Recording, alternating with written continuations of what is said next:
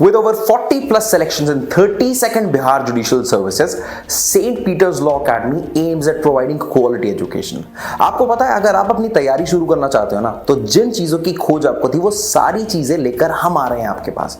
Interactive classes, extensive test series जिसके अंदर ना सिर्फ टॉपिक मगर subject wise test, model test और मॉक टेस्ट भी इंक्लूडेड रहने वाले हैं. और तो और ये टेस्ट प्रीलिम्स और मेंस दोनों के लिए ही सेंट्रिक होंगे. साथ ही में पता है आपको एग्जाम ओरिएंटेड स्टडी मटेरियल रहने वाला है और वन ऑन वन मेंटोरशिप भी. तो इंतजार किस बात का है, नीचे दिए हुए नंबर पर तुरंत कॉल करिए और जानकारी के लिए. Hello everyone, my name is Harshita Singh and I have secured rank 1 in the 32nd Bihar Judicial Services. Today through Delhi Knowledge Track, I will share my journey and provide a detailed breakdown of my preparation strategy. My preparation started in 2020 when I was in the 5th year of my college. I completed my graduation in 2021 from Rajiv Gandhi National University of Law, Patiala. 2020 में ही क्योंकि Covid था और मैं घर पे थी और हमारी क्लासेस ऑनलाइन थी कॉलेज की, तो मैंने कोचिंग ज्वाइन कर लिया था राहुल्स IAS दिल्ली. मेरा पूरा बैच ऑनलाइन था. मेरी कोचिंग कंप्लीट हुई 2022 में, लेकिन 2021 में कॉलेज पास आउट करने के बाद मैंने राजस्थान और हरियाणा के प्रीलिम्स दिए थे सिर्फ एक्सपीरियंस के लिए. तब मेरी प्रेपरेशन पूरी नहीं थी, मेरे प्रीलिम्स क्लियर नहीं हुए थे. उसके बाद 2022 में मैंने दिल्ली जुडिशियल सर्विसेज का एग्ज़ाम दिया था, जिसमें मैंने प्री, मेंस और इंटरव्यू तक मैं पहुंच गई थी, लेकिन कुछ मार्क्स से मेरा दिल्ली जुडिशियल सर्विसेज रह गया था. उस टाइम पे ऐसा लग रहा था कि क्योंकि वो मेरा फर्स्ट एग्ज़ाम था और उसके लिए मैंने बहुत मेहनत की थी, तो मुझे बहुत ज़्यादा निराशा हो गई थी. तब लग रहा था कि पता नहीं ये मेरे लिए बना भी है कि नहीं. तो अपने आप को बहुत मोटिवेट किया, घर वालों ने भी बहुत मोटिवेट किया. मेरी कॉलेज की सीनियर हैं नेहा मैम, उन्होंने हर स्टेप पे मुझे हमेशा ही सपोर्ट किया. और पापा मम्मी मेरे भाई ने भी हमेशा मुझे बोला कि ये हो सकता है, बस कंसिस्टेंटली मेहनत करती रहनी होगी. उसके बाद बिहार जुडिशरी का नोटिफिकेशन आया और तब मैंने ये ठान लिया था कि अब बिहार जुडिशरी किसी भी हालत में क्रैक करना ही है. तो 3 प्री, मेंस और इंटरव्यू 3 स्टेजेस में एग्जामिनेशन होते हैं. किसी भी एग्ज़ाम को प्रिपेयर करने से पहले, किसी भी स्टेट का आप जुडिशरी का एग्ज़ाम देते हैं, उसके पहले आपको उस स्टेट का सिलेबस एक जगह नोट डाउन करना चाहिए और देखना चाहिए कि एग्ज़ाम का पूरी स्कीम क्या है उस स्टेट की. जैसे जब मैंने बिहार की प्रेपरेशन शुरू की तो इसमें प्री में 2 फेजेज़ में पेपर्स होते हैं. एक GK GS का पेपर होता है फर्स्ट हाफ में, उसके बाद एक लॉ का पेपर होता है. और इसके मेंस एग्जामिनेशन में 5 पेपर्स होते हैं, 8 पेपर्स होते हैं 5 दिन में. एक इंग्लिश हिंदी का कंपलसरी पेपर होता है जो कि सिर्फ क्वालिफाइंग नेचर होता है, उसके मार्क्स ऐड नहीं होते हैं. उसके अलावा एक GK का कंपलसरी पेपर होता है, एक साइंस का कंपलसरी पेपर होता है और एक लॉ का कंपलसरी पेपर होता है, जिसमें कि आपका एविडेंस, CPC, CRPC, आर्बिट्रेशन और स्मॉल कॉजेस कोर्ट्स एक्ट आता है. उसके अलावा आपको ऑप्शंस मिलते हैं कि आप मेंस के बाकी पेपर सेलेक्ट कर सकते हैं. जैसे मैंने सेलेक्ट किया था administrative and constitutional law, Hindu law, Muslim law and contract and torts. Options में था कमर्शियल लॉ और TPA, SRA और ट्रस्ट एंड इक्विटी. उसके बाद आपका थर्ड फेज़ होता है इंटरव्यू का. तो कोई भी एग्जामिनेशन आप अगर अपियर करने वाले हैं तो पहले आप नोट्स बनाइए कि प्रीवियस ईयर्स पेपर्स एनालाइज करिए और देखिए कि उस पूरे एग्ज़ाम की स्कीम क्या है, उसमें सिलेबस में क्या क्या है, कौन से सब्जेक्ट्स आते हैं. तो पहले हम प्री पे आते हैं. प्री का एग्ज़ाम हुआ था जून में. फर्स्ट पेपर जो होता है वो होता है GK और GS का, जो कि एक्चुअली आपको एज देता है क्योंकि लॉ के पेपर सबके ही अच्छे होते हैं या सबने इक्वली ही पढ़ा होता है लॉ को. तो मैंने अपने प्री के लिए घटना चक्र का बहुत यूज़ किया था. घटना चक्र हिस्ट्री, पॉलिटी, ज्योग्राफी. तो मेरा स्टैटिक GK घटना चक्र से सॉर्ट हो गया था. और करंट अफेयर्स के लिए मैंने आई दृष्टि की ईयरली कंपाइलेशन आती है, उसका यूज़ किया था. उसके अलावा प्रतियोगिता दर्पण हर मंथ का, जैसे अगर जून में मेरा एक प्री हुआ था तो मैंने लास्ट 8 मंथ्स के प्रतियोगिता दर्पण भी पढ़े थे और साथ में आई दृष्टि का ईयरली कंपाइलेशन भी पढ़ा था जून तक का. सेकंड पेपर होता है लॉ का. लॉ के लिए आपको सिर्फ और सिर्फ बेयर एक्ट पे ही रिलाई करना है और बेयर एक्ट आपको कवर टू कवर पढ़ना है. कोई भी ऐसा सेक्शन, कोई भी ऐसा वर्ड आप छोड़ नहीं सकते क्योंकि कहीं से भी क्वेश्चन पुटअप हो सकता है. अगर किसी प्रोविज़न में पनिशमेंट्स दी हैं आपको उसका ध्यान होना चाहिए, कितने टाइम में प्रोसीडिंग कंप्लीट करने का अगर कोई प्रोविज़न है तो आपको उसका भी ध्यान होना चाहिए। तो प्रीलिम्स के लिए आपको बेयर एक्ट आपके टिप्स पे होने चाहिए, स्पेशली जो मेन सब्जेक्ट्स हैं, कोर सब्जेक्ट्स हैं। उसके अलावा जब प्री मेरा क्लियर हो गया तब मैंने मेंस की प्रेपरेशन शुरू की। मेंस में जैसा मैंने बताया कि 8 पेपर्स होते हैं, 5 दिन के दौरान ये पूरे पेपर्स कंडक्ट किए जाते हैं 2 फेजेज़ में, जैसे 3 घंटे का फर्स्ट फेज़, फिर 3 घंटे का सेकेंड फेज़, ऐसे 5 दिन चलता है। तो ये बहुत टैक्सिंग और एग्जॉस्टिंग हो जाता है बिहार का मेंस। तो आपको ये ध्यान रखना है कि आपकी प्रेपरेशन इस लेवल की होनी चाहिए कि अगर एग्ज़ाम के एक दिन पहले आप रिवाइज़ नहीं भी करते हैं या सिर्फ एक कर्सरी रीडिंग डालते हैं तो भी आप अगले दिन पेपर्स अच्छे से अटेम्प्ट कर सकें।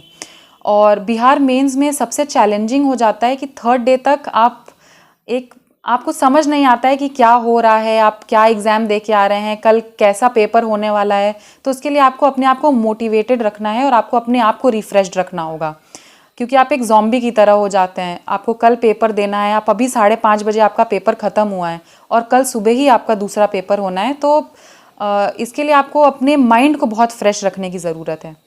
तो मेंस की प्रेपरेशन हम सब्जेक्ट वाइज उठाते हैं। जैसे फर्स्ट डे होता है इंग्लिश का पेपर और हिंदी का पेपर। इंग्लिश और हिंदी क्वालिफाइंग नेचर के पेपर्स होते हैं जैसा मैंने बताया, लेकिन आपको ये क्वालिफाई तो करना ही है तो उसके लिए आपको पढ़ना तो पड़ेगा ही। इंग्लिश के लिए मैंने कुछ खास पढ़ाई नहीं करी थी, ट्रांसलेशंस वगैरह कुछ प्रैक्टिस किए थे एग्ज़ाम से पहले, और कुछ जैसे जो मुझे लग रहा था इम्पॉर्टेंट उस टाइम के टॉपिक्स हैं उनको मैंने एक बार ही पढ़ लिया था। जैसे विमेन एम्पावरमेंट के ऊपर मैं थोड़ा हल्का फुल्का ऊपर से पढ़ के गई थी, ताकि अगर ऐसे लिखने आए तो मुझे उसका कंटेंट पता हो। और ये आपको हिंदी में भी काम आ जाएगा अगर आप जैसे जनरल टॉपिक्स पढ़ लें, और इंग्लिश में भी काम आएगा क्योंकि हिंदी के पेपर में भी निबंध लिखने के लिए आता है। तो मैंने women empowerment, terrorism, social media, ऐसे कुछ जनरल टॉपिक्स मैं पढ़ के गई थी पहले से। तो इंग्लिश के लिए मैंने कुछ खास नहीं पढ़ा था, सिर्फ कुछ थोड़े से ग्रामर ब्रशअप कर लिया था और कुछ एसेज पढ़ लिए थे। मेन था हिंदी का पेपर, क्योंकि मेरा लास्ट हिंदी से मैंने लास्ट क्लास 8 में पढ़ा था, क्योंकि 9th-10th में मेरे पास संस्कृत थी।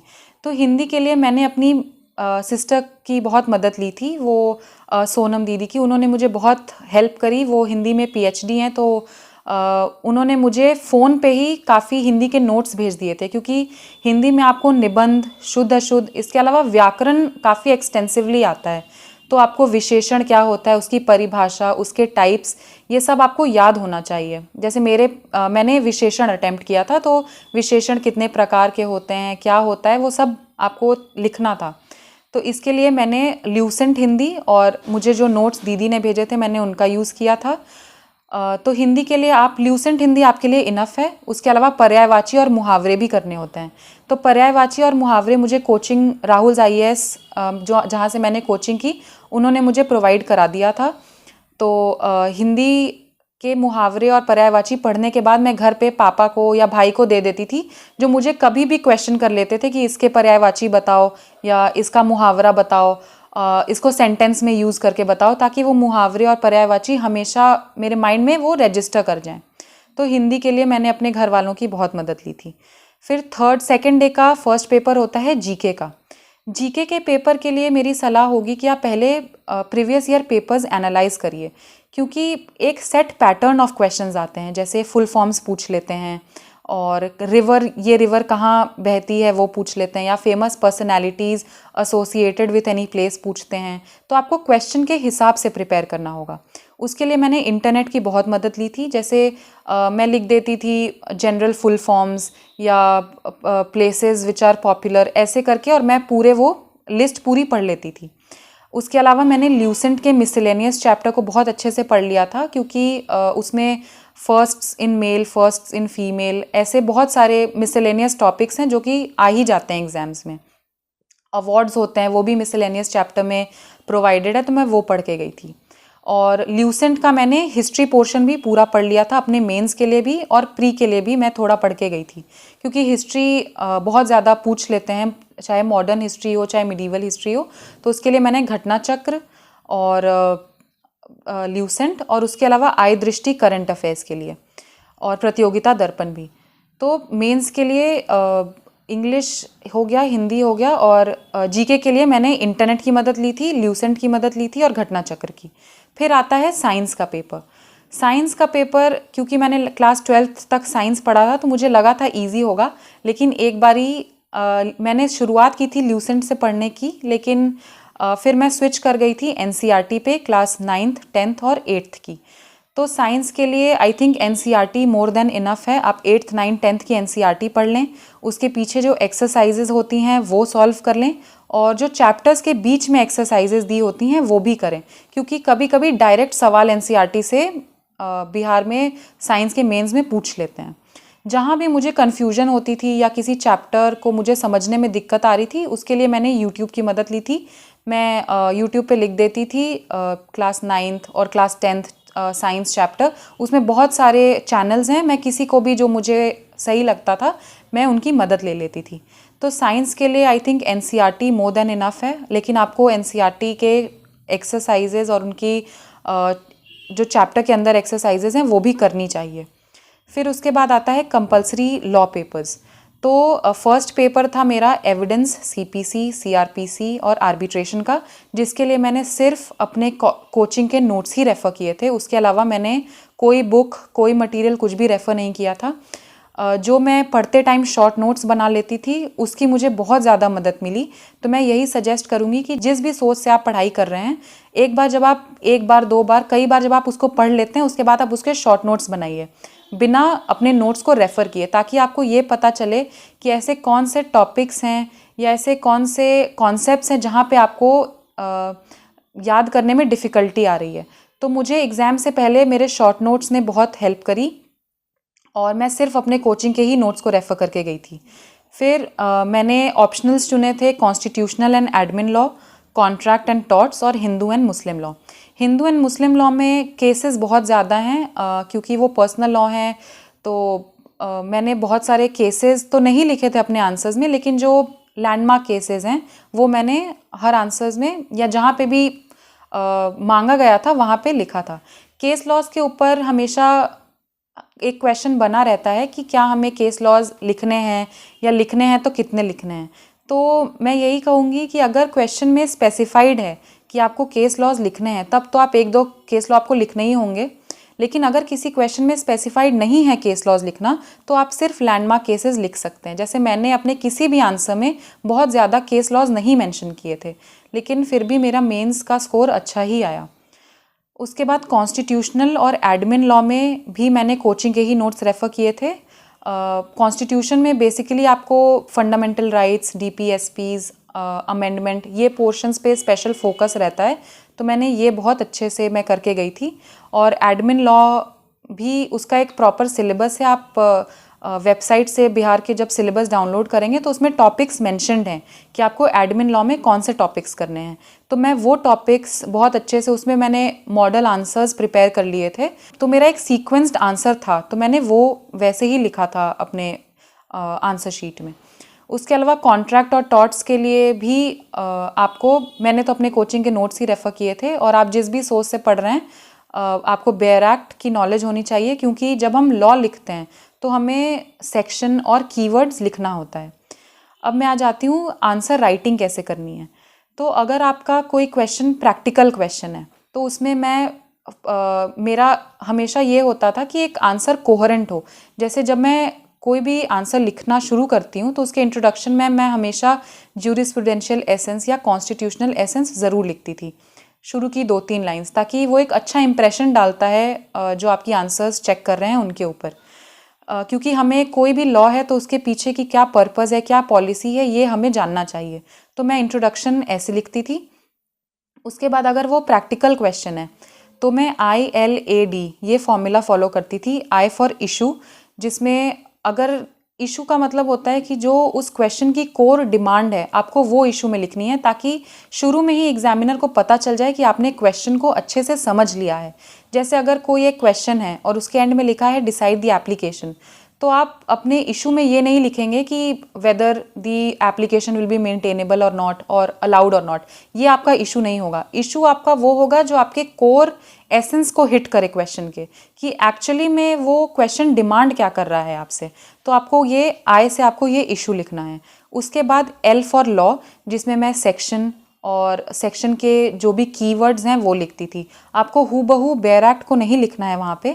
जो रेलिवेंट पोर्शन है, जो आपके आंसर के लिए रेलिवेंट है, वो पोर्शन लिखना है, या जो भी इंग्रेडिएंट्स हैं उस प्रोविज़न के आपको वो मेंशन करने हैं।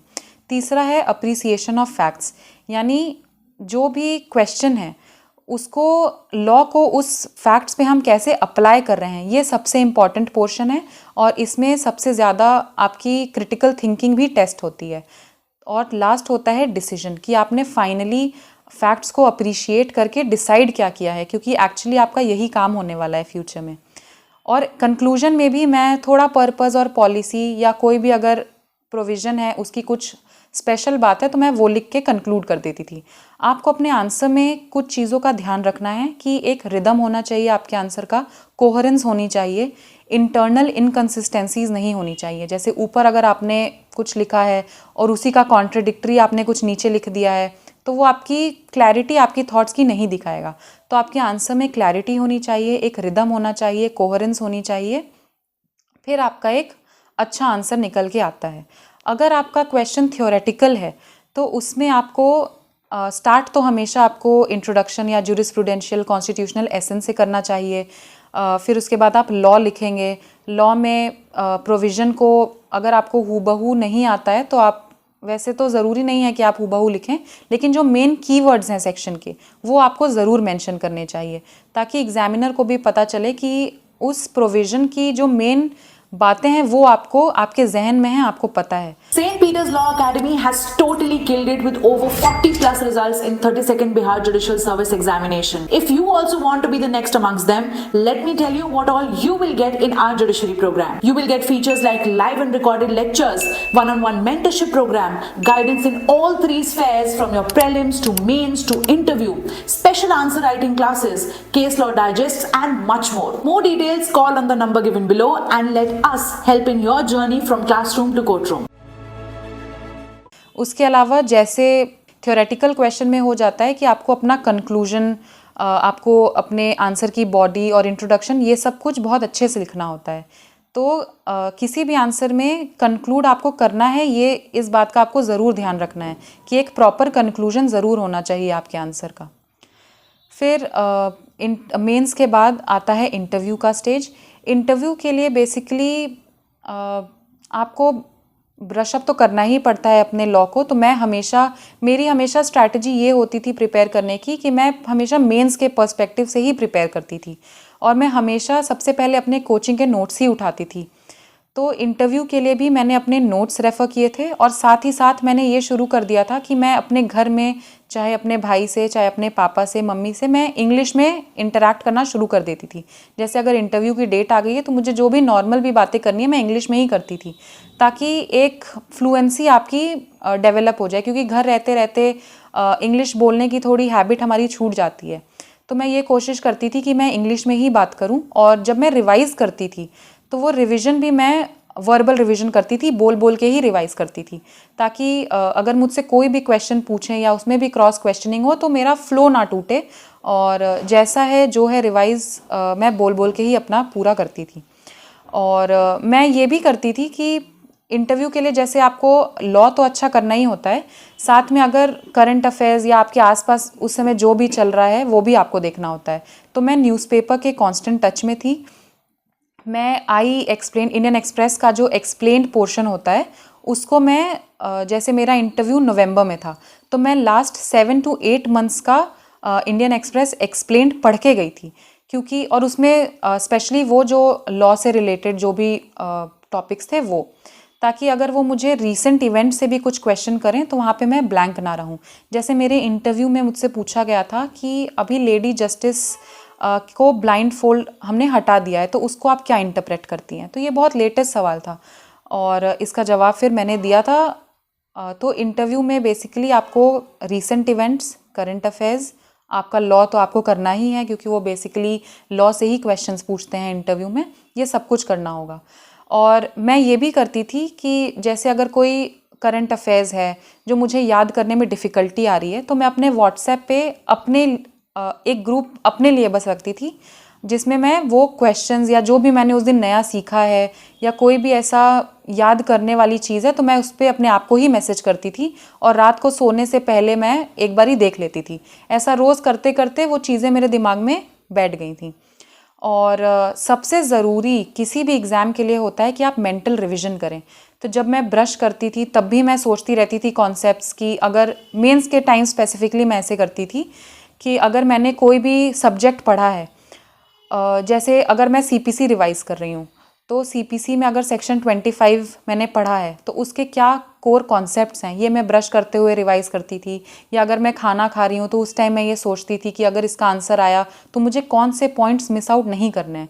इससे क्या होता है कि जब आप अगर एग्ज़ाम से पहले आप नहीं भी रिवाइज़ कर पाते हैं तो भी आपको याद रहता है कि अच्छा इसमें ये कॉन्सेप्ट मुझे लिखना ही था।